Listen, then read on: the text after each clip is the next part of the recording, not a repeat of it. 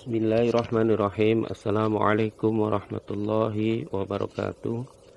Alhamdulillah, pada hari ini kita akan melakukan KBM daring untuk pertama kalinya, khususnya untuk mata pelajaran PPKN. Untuk tahun ini di kelas 12, saya atas nama Fakhrudin SH yang akan mengampu mata pelajaran PPKN untuk 1 tahun ke depan. Dalam mata pelajaran PKN tahun ini, di semester awal setidaknya kita mempunyai 4 bab yang akan kita bahas. Yang pertama adalah pelanggaran hak dan pengingkaran kewajiban menurut nilai-nilai Pancasila. Bab kedua, ada perlindungan dan penegakan hukum. Kemudian bab 3 ada pengaruh kemajuan iptek terhadap negara dalam bingkai Bhinneka Tunggal Ika. Yang terakhir, bab keempat, yaitu perkembangan persatuan dan kesatuan dalam mempertahankan NKRI. Nah, 4 bab ini nanti akan kita bahas dalam 1 semester. Nah, untuk hari ini kita akan membahas tentang bab yang pertama, yaitu pelanggaran hak dan pengingkaran kewajiban menurut nilai-nilai Pancasila. Sebelum kita masuk ke situ, kita akan bahas tentang hak dan kewajiban. Makna hak dan kewajiban warga negara. Apa sih pengertian hak itu? Hak itu merupakan segala sesuatu yang harus kita terima atau harus kita peroleh atau harus kita dapatkan. Itu yang disebut dengan hak. Setiap hak yang diperoleh itu merupakan akibat dari dilaksanakannya suatu kewajiban oleh orang lain. Dengan kata lain, hak baru bisa diperoleh apabila kewajiban sudah dilakukan. Salah satu contoh, seorang pegawai berhak mendapatkan upah apabila sudah melaksanakan tugas atau pekerjaan yang dibebankan kepadanya. Jadi seorang pegawai itu punya hak untuk menerima upah atau honor, namun sekaligus dia juga punya kewajiban. Ketika dia sudah melaksanakan kewajibannya, maka kemudian diberikan hak yang harus dia terima. Kemudian apa itu kewajiban? Kewajiban merupakan segala sesuatu yang harus kita berikan atau kita lakukan. Jadi kebalikan daripada hak adalah kewajiban. Jadi kewajiban itu merupakan lawan daripada hak, di mana kewajiban merupakan pelaksanaan daripada hak yang harus diperoleh oleh orang lain.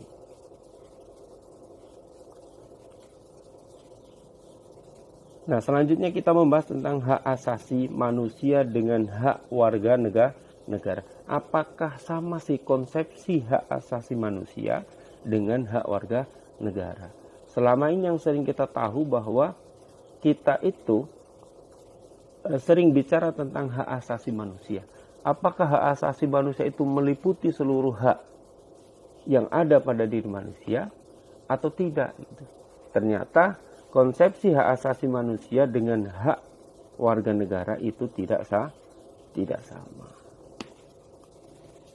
Apa yang membedakan? Yang membedakan adalah hak asasi manusia adalah hak yang melekat pada diri manusia.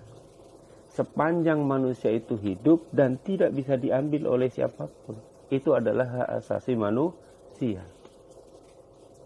Jadi semua manusia itu mempunyai hak asasi manusia. Belum tentu dia mempunyai hak warga negara. Kenapa? Karena hak warga negara adalah hak yang melekat pada diri manusia yang berada pada suatu wilayah negara tertentu. Jadi kalau orang Indonesia, warga negara Indonesia, dia punya hak warga negara Indonesia, tapi tidak mempunyai hak warga negara Malaysia. Berbeda dengan hak asasi manusia.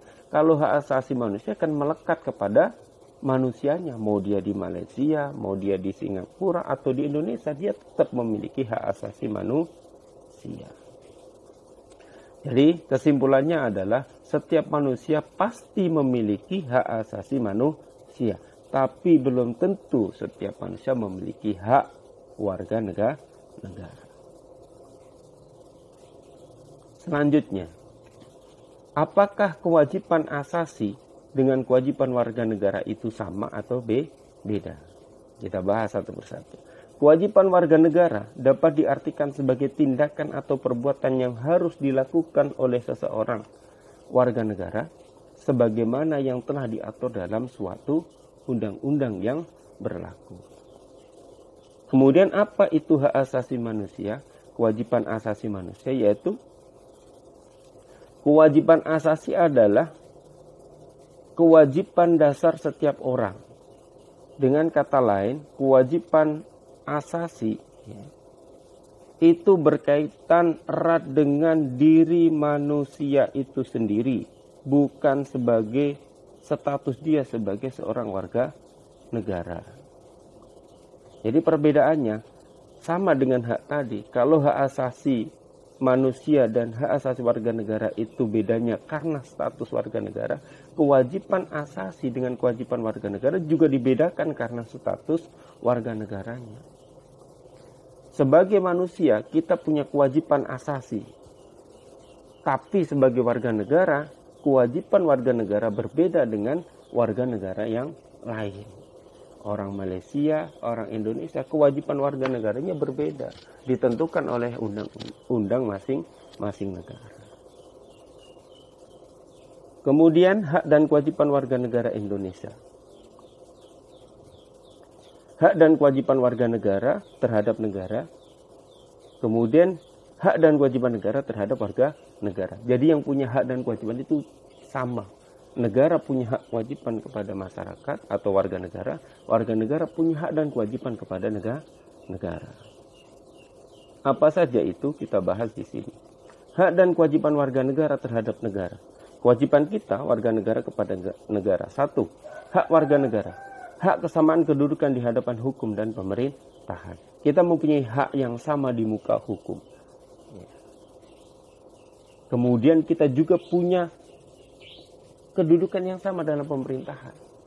Artinya equality before the law, bahwasanya setiap manusia harus diperlakukan sama di muka hukum. Jadi seorang pencuri yang mencuri itu presiden atau yang mencuri itu tukang becak, hukumannya harus sama. Jangan kemudian dibedakan. Sama dengan hak di pemerintahan. Mau dia anak orang miskin atau dia anak orang kaya, dia boleh menduduki jabatan di pemerintahan, menjadi bupati atau sebagainya. Kedua, hak atas pekerjaan dan penghidupan yang layak bagi kemanusiaan. Jadi negara itu punya kewajiban kepada masyarakat atau kepada warga negara untuk memberikan hak warga negara berupa penghidupan yang layak. Jadi warga negara itu kalau nganggur, berarti itu menjadi tugas dan tanggung jawab pemerintah untuk memberikan lapangan pekerjaan. Kemudian hak untuk berpendapat. Contoh kita menyampaikan pendapat, kita tidak setuju dengan kenaikan BBM, kita tidak setuju dengan kenaikan listrik. Kita boleh berdemonstrasi, kita boleh menyampaikan aspirasi kepada pemerintah bahwa kita keberatan.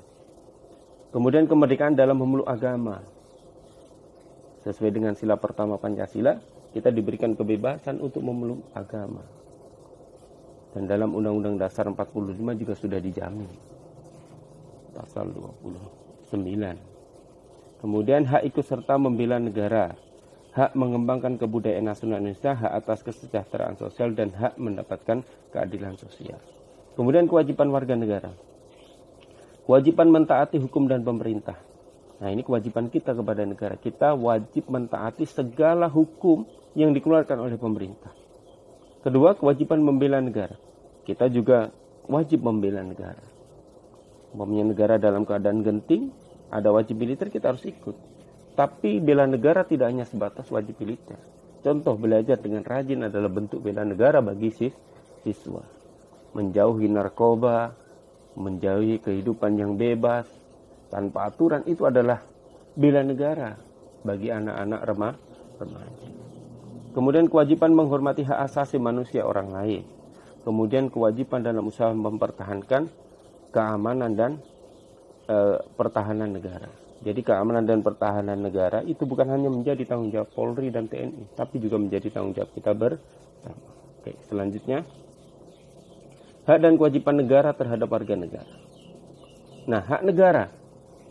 Hak negara, 1, menciptakan peraturan dan undang-undang yang dapat mewujudkan ketertiban dan keamanan bagi seluruh rakyat Indonesia. Itu menjadi hak.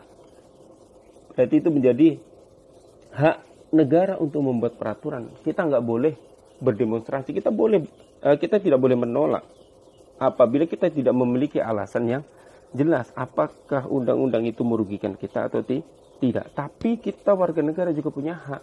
Apabila undang-undang itu bertentangan, maka kita punya hak untuk membela diri. Melalui apa? Melalui judicial review ke Mahkamah Konstitusi. Jadi cara yang ditempuh juga cara yang elegan, yang sesuai dengan prosedur hukum yang diberikan. Kedua, melakukan monopoli terhadap sumber daya alam yang menguasai hajat hidup orang banyak. Jadi negara itu punya hak untuk mengambil alih, ya, mengambil alih seluruh potensi sumber daya alam yang ada di Indonesia ini yang menguasai hajat kepentingan hidup orang banyak. Seperti apa? BBM, gas, dan lain sebagainya. Kemudian hak negara untuk dibela. Hak untuk dibela. Artinya negara kita ketika diintimidasi, diserang oleh negara lain, maka kita sebagai rakyat wajib untuk membela. Hak negara untuk ditaati hukum dan pemerintahannya. Jadi hak negara itu untuk ditaati segala peraturannya. Artinya apa? Berarti kewajiban bagi kita warga negara untuk mentaati hukum dan pemerintah. Kemudian kewajiban negara, satu, melindungi segenap bangsa Indonesia dan seluruh tumpah darah Indonesia. Ini kewajiban negara. Makanya kita punya aparatur negara yang disebut dengan polisi, Polri, dan TNI. Polri mengamankan dalam negeri, sedangkan TNI itu mengamankan, membuat pertahanan di luar negeri. Artinya kejahatan dari luar negeri itu menjadi tanggung jawab TNI. Kedua, memajukan kesejahteraan umum. Ya, memajukan kesejahteraan umum berarti menciptakan masyarakat yang sejahtera secara keseluruhan, seperti sila kelima, keadilan sosial bagi seluruh rakyat Indonesia. Kedua, mencerdaskan kehidupan bangsa, menciptakan lapangan pendidikan, menciptakan pelatihan-pelatihan supaya masyarakat atau warga negara Indonesia menjadi warga negara yang cerdas. Ikut melaksanakan ketertiban dunia berdasarkan kemerdekaan, perdamaian abadi, dan keadilan sosial. Selanjutnya, hak dan kewajiban warga negara dalam nilai-nilai Pancasila. Satu, hak dan kewajiban warga negara dalam nilai dasar Pancasila. Satu, nilai ketuhanan yang Maha Esa, kemanusiaan yang adil dan beradab. Kemudian nilai persatuan Indonesia. Keempat, nilai kerakyatan yang dipimpin oleh hikmat kebijaksanaan dalam permusyawaratan perwakilan. Dan terakhir, sila kelima, yaitu nilai keadilan sosial bagi seluruh rakyat Indonesia. Nah, hak dan kewajiban warga negara dalam nilai instrumental Pancasila. Apa itu nilai instrumental Pancasila? Yaitu nilai yang menjadi pelaksanaan dari nilai-nilai Pancasila. Satu, kewarganegaraan. Dua, kesamaan kedudukan dalam hukum dan pemerintahan. Tiga, pekerjaan dan penghidupan yang layak bagi kemanusiaan. Kemudian bela negara.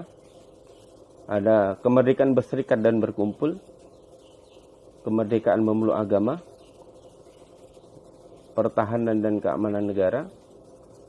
Kemudian ada pendidikan, ada kebudayaan nasional. 10, ada perekonomian nasional.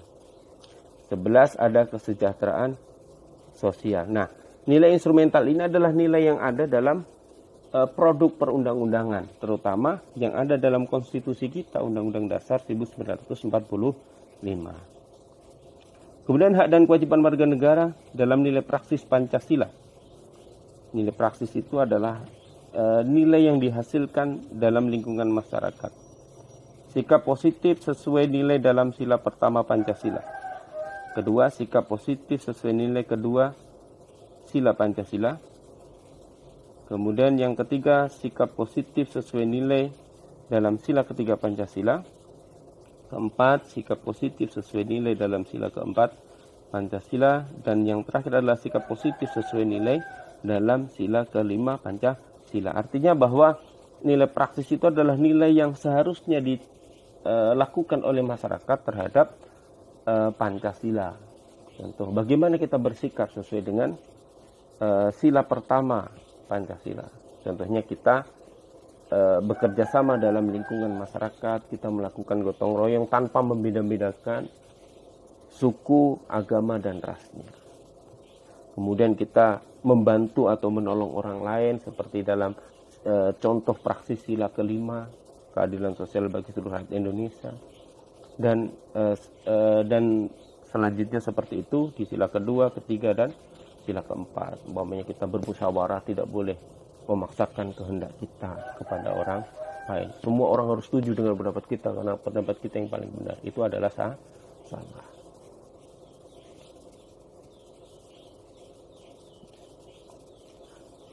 Untuk pertemuan pertama kali ini, itu mungkin yang bisa saya sampaikan.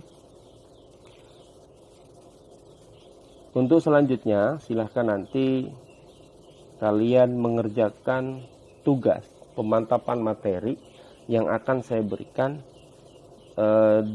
melalui WA. Nanti di bawah linknya ada, silahkan Anda klik, Anda masuk ke Google Form, kemudian kerjakan tugasnya.